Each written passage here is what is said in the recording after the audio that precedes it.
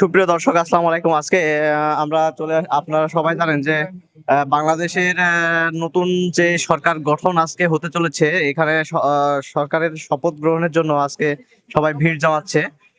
দূর দূরান্ত থেকে এখানে মানুষ আসতে চলেছে। আসলে আমরা দেখানোর চেষ্টা করি বিভিন্ন দ্বার প্রান্ত থেকে নেতাকর্মীদের সাথে সাক্ষাতের জন্য।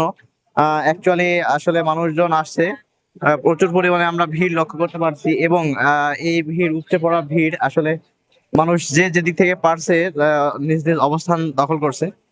আসো।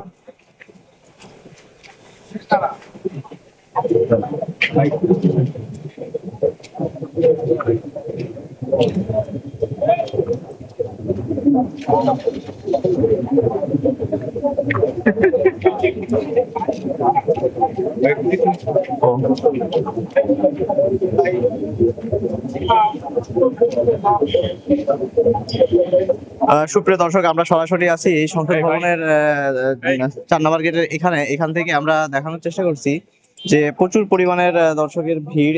আসলে আহ, এখানে পুলিশ প্রশাসনের যে নিরাপত্তার ব্যাপারটা, এটা আসলে নিশ্চিত করেছে।